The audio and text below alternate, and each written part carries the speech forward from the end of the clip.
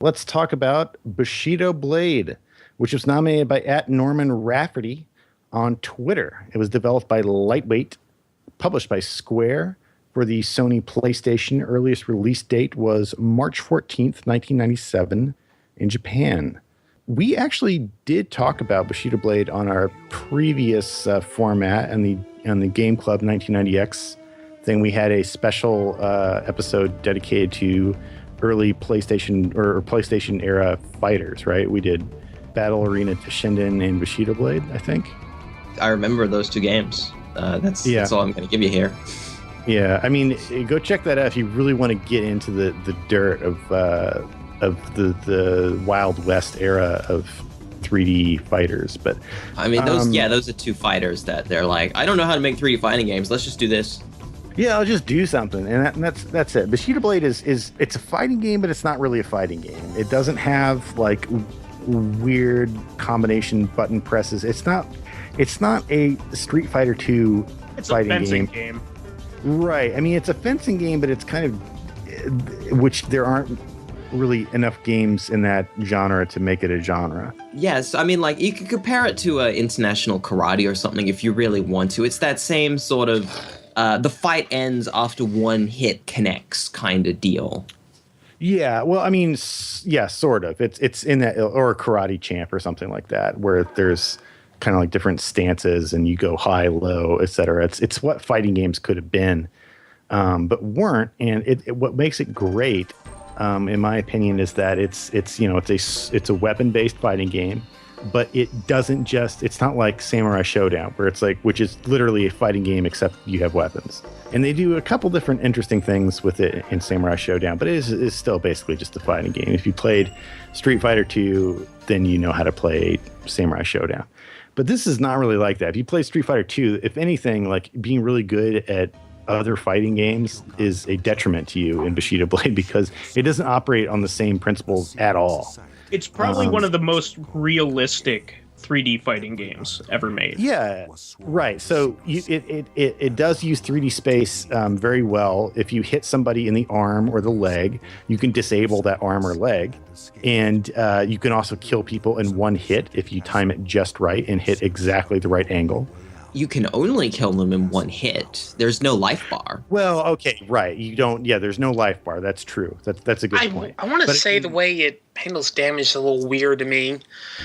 My problem with the game has always felt kind of random. Like, you can hit somebody once and you can hit them again the same way, and it might or might not kill them, and you never really know for certain. Right. I mean, there is kind of like, it's one of those games that you have to kind of build up intuition for. You kind of just got to know what's going to work and what's not going to work by playing the game enough. It's a lot like the early Metal Gear Solid games in that way. This also like fits really well with the time in that this was a really great time where Square Enix was, or Square, as it were, Squaresoft at the time, was trying a lot of new things when nobody else was. And they were constantly, trying new things. They had a lot of money from Final Fantasy VII and just were going wild. I really like its spirit. If I don't like playing it as much, I like that it's trying to do something cool here. It's definitely an arcadey kind of experience. Yeah, it is, but it isn't. I think the concept's great. I feel like it's not quite as smooth and as intuitive as it could be. So let's get a little bit deeper into the weeds of what this game is and how it works. So it's like a dueling game. You kind of face off mano a mano, player to computer player. And as I said, you can win a fight in one hit at any given time. Like if you time it just right. So it's like a timing based game. Like the closest thing you could say to this game now would be dive kick. Yeah.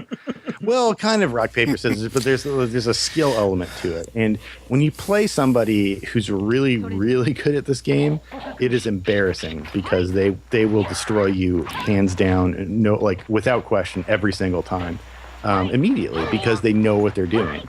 It uses 3D space very well because there's a lot of, you back up to create space to get a chance to, you can feint. different directions. There's kind of like it's I guess if you'd say like there's like kind of a Punch-Out-esque element to it in a way, but it doesn't really work the same way because there's a lot of guesswork involved. Some interesting things about the game is that it's all the dialogue was delivered in Japanese exclusively for the first Bushido Blade, and they had subtitles at the bottom. It is a game that has it operates quite literally on the Bushido principles, the warrior's code, such that if you kill an enemy before they've finished bowing at the beginning of a match, or you kill an enemy from behind, or you throw dirt into the enemy's eyes, which is an option in both Bushido Blade games, you will win the fight but lose because it's a dishonorable kill. It also gives you the option, I think Bushido Blade 1 does this. I know Bushido Blade 2 does. Of committing seppuku. You can press, I think you press just the select button while standing still, and you will drop to your knees, and the other player will cut off your head, essentially. I like how there's like so much focus on honor and the way the Bushido, but there's a guy with a gun. He just has a gun. Yeah, he's with it. Which makes that fight really hard because the best way to kill him is to knock him down and cut him in the back. Yeah. And if you do that, usually you'll lose because you'll have done it dishonorably. I do have to mention here that this game is really emulating the cinematic style of Akira Kurosawa. It's definitely supposed to be artistic and a very serious look at samurai, and that gun is from Yojimbo. The guy with the gun is similar to the guy from Yojimbo. Yeah. So you got to think about it in a time during this feudal era where you have all these samurai ruling, and then you have one guy with a gun. He's basically going to be king. And they didn't have guns. They started importing them, and then they murdered samurai.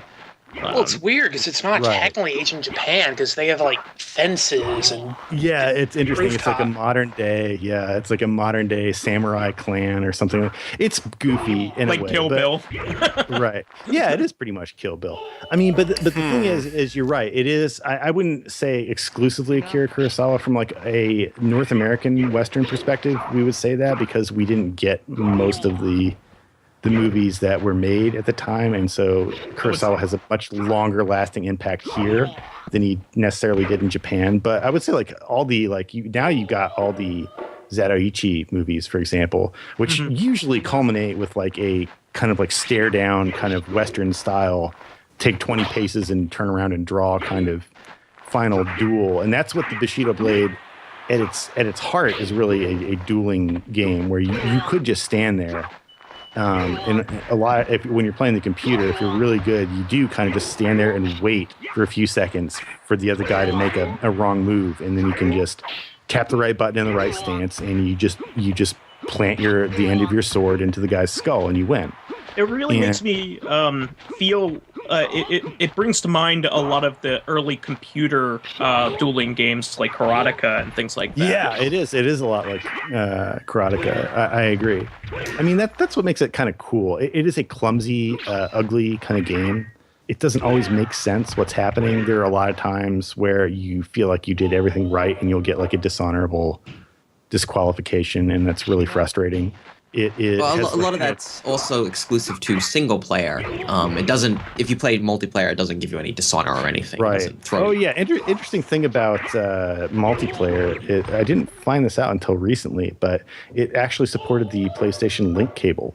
Oh, neat. Which allowed you to do which doesn't make really any sense because the only point to the PlayStation Link cable was for games that had split screen multiplayer, like Twisted Metal or something like that, where you could have two full screen players going at each other because their PlayStations were linked up. It was really good for racing titles. Yeah. So with this game, you don't really need that because there is no split screen, but they did it anyway, which is cool. It just kind of adds like a little bit of extra drama to it, I guess. There's also the first-person mode, which is really crazy but fun. That gives you a good idea of what it's like to how hard it is to sword fight. because it's a way of where if you are the wrong distance from somebody, you are dead. If you are the right distance from somebody, you are invincible. Yeah, something interesting I want to mention I wasn't think was touched upon was that your weapon, the weapons you choose, kind of matter more than the actual characters. But on the other hand, depending on who you pick, they have better synergy with some weapons than others. But ultimately, it's more like 8 fighting styles with just like 6 characters that are matched to these. So it's a little bit of a weird roster. It is weird. I mean, what's kind of cool about it is, unlike other fighting games, or like the traditional fighting games where there's supposed to be like different play styles, those are not immediately obvious to the lay observer. You have to really know fighting games to see, oh, this kind of character is like a primarily projectile distance based fighter. This kind of character is more of a defensive fighter, etc. It takes expertise to kind of see those elements, but with this game you can really see like, oh, this guy is a quick draw fighter. Like if you equip the katana on this character, they will do like a Iaido kind of fast draw type thing, or this kind of character is especially good with the like pole arms, with like the naginata or something like that, where they move it faster, or this kind or the broadsword is a surprisingly powerful weapon, the European broadsword in the game.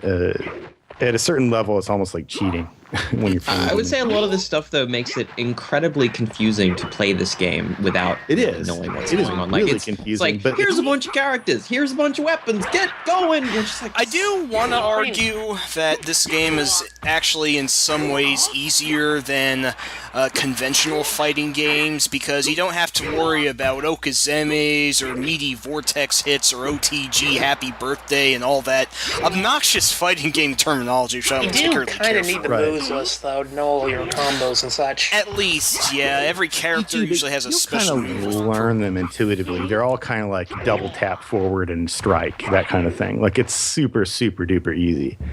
Bushido Blade 2 adds a little bit more to it. It decreases the number of stances, but increases the number of like special attacks.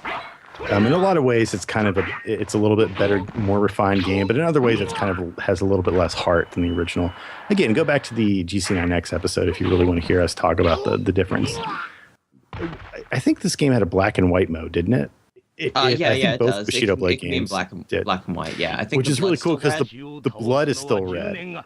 So it does kind of mimic like the old Jedi Geki style, but then the bright red blood adds this kind of Tarantino-esque like surreal. I really don't remember this being a thing. I'm sorry. I probably would have found it because I really played both of the games really thoroughly back as a kid. Mode that you have to enter. It's just in the options. Okay. It's just in the options. You just go into the options and you can select. All this time and I've never activated it? Jeez. It might depend on your game version. I don't know if it's different between the releases, because there was 3 releases, like the Japanese version, the American version, and the Euro version. Oh, okay.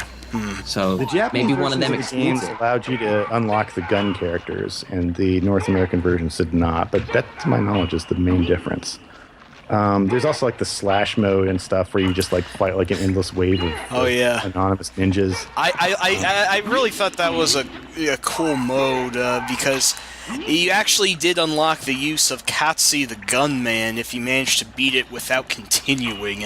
And the way I mostly just did that was doing a lot of drive-by slashings, where instead of actually fighting, I just ran and kept trying to nick them with a running blade, and it worked! Slash mode, I don't think the dishonorable kill thing is functioning, right? No, it doesn't apply there. You just have to kill 100 ninjas. The best thing you do is to run around behind him, knock them down on their belly, and slash at their head. Yeah, exactly. But that's the kind of crazy stuff that happens in this game, and that's why I think, because we're going to rank it now, that's what makes it special. Is there's just nobody else. There's a ridiculous spectacle to this, which isn't present in a lot of other fighting games, because you really don't know what's gonna, like with most fighting games, like this is what's gonna happen. Whereas this one, you're like, whoa, I got knocked over, and then that guy jumped over there. Leg. It's very. It looks a lot more like a real fight, which is interesting. It is interesting. Like, I mean, it's kind of ridiculous, but yeah, right. Let's say you lose a leg, right? That you have to limp around, and it's a big disadvantage. Lose both legs. I don't know whether you can lose both legs. You can lose both legs, and you just lie on the ground and you just kind of flail. It's never happened to me. I always lose one leg, and then I'm kind of like stooping. It can only happen in Bushido Blade 1. In Bushido Blade 2, you can only get injured in one leg. You can only become a limper. So, having said that, can we talk a little bit about the legacy a little bit? There was also the Kengo games that were kind of the spiritual successor. I never played any of those, but I hear they kind of sucked. That's what I've heard, yeah. I remember X-Play, back when that was a thing, really hated it. I can say that... oh god, why am I even bringing this up? The only, even close successor I can think of to Bushido Blade many years later was the Deadliest Warrior video game, if anyone remembers that ephemeral piece of Xbox live arcadeness. That was really popular in its day. I played it. It was actually not bad. Well, I mean, people have been waiting so many years for something that was even close to actual Bushido Blade. And it was like, yeah, well, we played Bushido Blade and we made this like that, and it's like, cool. I'd say, for an even more recent example, Nidhogg is like a very simplified 2D version of this. Oh yeah. I would say that there has been a lot of pining about this game lately, to the point where I think there's going to be an indie successor to it eventually. It's not that it's there really hasn't been, but I mean like a one that feels like it, feels like a modern Bushido Blade, like that's 3D and everything. Like I think, especially with VR becoming big, that somebody might come up with something like this. People have been yearning for this, even though the actual game itself isn't as great today. I think the concept is phenomenal, and I think people really want it back, but nothing has ever come up as good as it, right? Right. No, nothing's even really, barely anything's attempted. Actually, I can think of one more example if that would interest anyone. Has anyone played Blade Symphony? I did play a demo of that at some point. I did not enjoy that game at all. It was like Bushido Blade, but even worse. It was incredibly complex. I'm sure someone who played someone who played Blade Symphony would be like, you're an idiot, you don't know what you're talking about. I played it for like an hour, and I'm like, this is complicated in the worst possible way. It was just like noisy, flashy garbage. I couldn't make sense of anything. But maybe it's good now. I played it in early access. Maybe it's good. I mean, did you actually play it, Bob? A little bit. I mean, I would say it's a little bit easier to get into than Bushido Blade. Mostly actually, thinking about it, Chivalry might count as a Bushido Blade sort of like. The first-person game where you hit each other with swords. It's a bit like Mountain Blade. That whole line of games. This is pretty cool.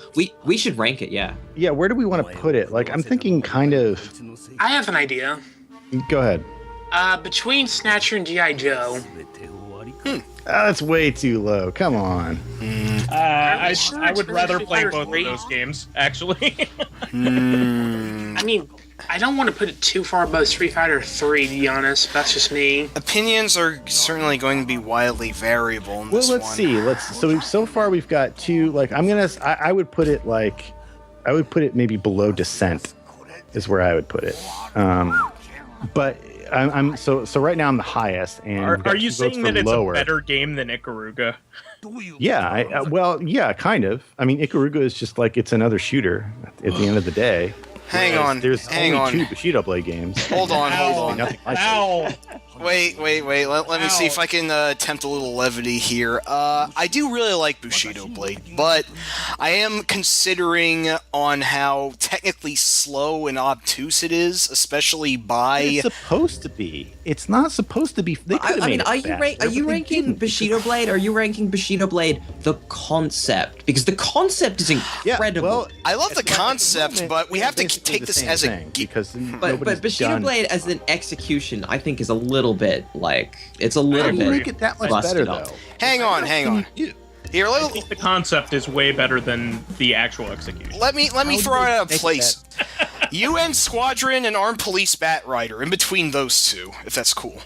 I mean, I want to put it above UN Squadron. Nah. You guys always want to place everything above UN Squadron. I just thought I'd give it a little levity. All right, if you want to place it with that more than above Ikaruga in any way. If you want to place it above UN Squadron, that's okay. Just somewhere in that wheelhouse, a little higher than what Bob suggested, but somewhere around there. In all seriousness, like, if you're looking at it, like, Ikaruga is, like, it is a fantastic, well-developed, perfectly executed shmup. And then you have Bushido Blade, which is kind of like, it's a great concept that they couldn't really work out, you know? Neither the first game nor the second game. Fine. They worked it out fine. It's not perfection. How do you make it The second one's better. Bushido Blade 2 is better. I'll just throw that out there. It's a little bit more refined. I'm going to be... also loses a lot of the unique things. No, I am going to be honest. I actually do like the first game better. I was always pissed that the second game removed one of the attack buttons. It really kind of threw off the controls for me. Yeah, that does change things. But I mean, I feel like the thing, Bushido Blade and Bushido Blade 2 kind of have to be considered as part of the same whole. Bushido Blade 2 doesn't really improve on Bushido Blade 1. It just is like slightly tweaks it, does it in a different way, but it doesn't do it in a way like, oh, nobody's ever going to go back to the original way. It's like, no, it's just like a different removed the story simplification mode essentially. Like, it's completely different. It's just like a... Kind of, yeah. You've got more like anonymous dudes to fight, but it is basically still... Also, Bushido Blade 2 ends with you, like, one of the paths for one of the schools ends with you killing a defenseless person who just stands there and waits to get killed. Wow. Which is one of the weirdest things in a game ever to this day. But that's not the game we're talking about. We're talking about Bushido Blade 1. You know, I like Bushido Blade a lot. I think it's one of the better PlayStation attempts at a unique fighter. But it's it's a game that I'm like, I enjoy this, but I'm also really, like, you can't read it. And I don't know, like, You can read it. It just doesn't read like a normal fighting game. You can read it. I'm not even ranking it against other fighting games, though. Like, I'm just saying that you can't, there's not that much you can do to the game to make it better or more intuitive. It is a game that is basically about, like, you have to just learn how the game works and learn like how people move and how fast your character can move and how far this weapon can reach. And it is, yeah, it's esoteric, but it is functional. And if you can get good at it, it doesn't go out of its way to teach you anything. It doesn't have to. It's not supposed to. How would it do that? It can't. It could do a lot better job. It would just become another fighting game. That's what it would do. No, we can't. It's never gonna become another fighting game, and that's why we're ranking it. It's difficult to rank, in my opinion. It really is a game that you could hate, but you hate it for the reasons that make it kind of special. Yeah, no, like I agree. It's a unique-ish game, and so you're gonna have people that like it, you have people that hate it. I think one of the reasons why nobody does this nobody said, I'm gonna make a spiritual successor to Bushido Blade is because it would piss a lot of people off, and it's kind of a weird game that might not be able to exist anymore. But I think in the indie space now, it's possible. Well, yeah, it's a tough game because what some people like about it is what other people hate about it. Like, that's it. Like, right. I mean, there's an element of chance to it that you kind of don't want in, but that's why the single player mode is so short. If it were really long, then it would suck that you just like you make like a slightly wrong move and the other guy just kills you immediately, ends your perfect streak, and you gotta but it doesn't work that way. And it is also like, it does function much better as a 2-player experience where you are a little bit more readable is my thing. But if it were more readable, it wouldn't work the same way. It would be a different kind of game. It would just be another fighting game. I'd be willing to chance a more readable... It would be Wild Gunman is what it would be. If you could read it better, it'd just be Wild Gunman. Nobody wants that. But, that's a like, baby's toy. If you look at, its spiritual successes, some of them are... some of them are less readable, and they're like, you can't play those. They're confusing. Like, the Deadliest Warrior game is almost impossible to follow what's going on. It's just bullcrap. Yeah, it's nonsense. Yeah, it's crazy fun nonsense.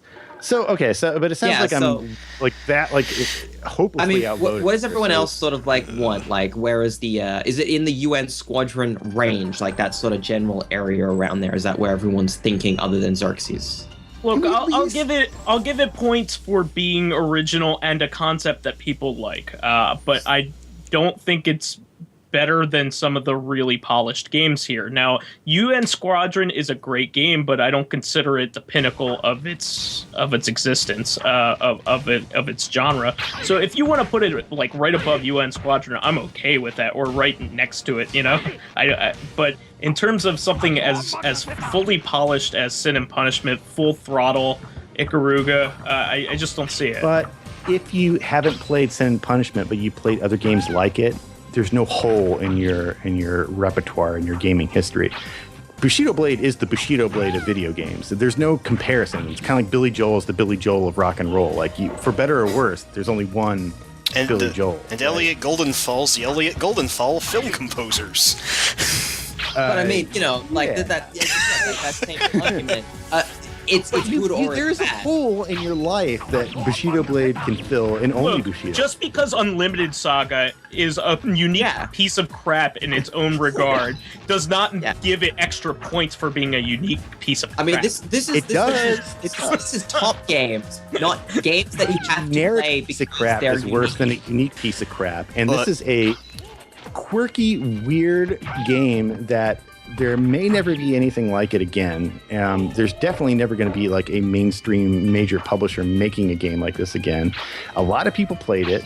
It was a lot of fun, and you kind of are missing out if you don't at least try it. And that is something to be said. I mean, as I said, like, you know, you had a game like Nidhogg, which simplifies down the core mechanics, and it works. It's got the same random Scrabble, the same crazy constant energy, but it distills it down to an even more pure form. And, you know, like that, Bushido Blade doesn't have that. Bushido Blade is like, you have to spend a very long time even to kind of grasp what is good about it, or you have to find someone else who's at your exact skill level. You can't play Bushido Blade with someone who's significantly better or significantly worse. But you do have a chance against them in a way that you don't in other fighting games.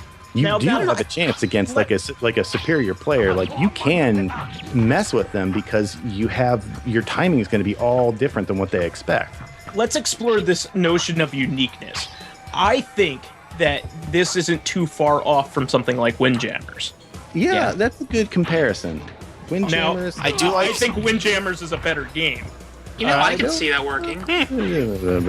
But, yeah. You don't have Windjammers on the list either, thanks. Someone should definitely nominate it. Perfect. Look, I'd love to discuss How about this? I would put it... Can I at least... Just let me put it above Ikaruga. Oh, no! Come on. Okay, how about this? Look, Andrew, you're just going to have to... It's my blue stinger, man. Yeah, this game doesn't have a dog's power. Come on. Look, you're making your rule. I'm putting it below Blue Stinger. Okay.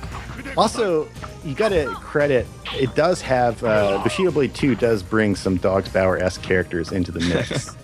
But we're not ranking that. See, for me, I think Ikaruga, even though it's not necessarily something that... they did invent that dual mechanic in shmups. Yeah, but that's not... Wait. I'm just saying it's the pinnacle of its genre, and I don't think Bushido Blade ever had that opportunity. Bushido Blade is the pinnacle of its genre because it is its genre. Because nobody Bushido Blade is waiting for its Ikaruga. Bushido Blade is a no, it's not. Guys, I think waiting for Ikaruga. Okay, so we're okay. Ridiculous. Okay, so below Ikaruga, above Full Throttle. I'm okay with it. Okay. Yeah, Okay, right. me too. Let's just end this already. Holy shit.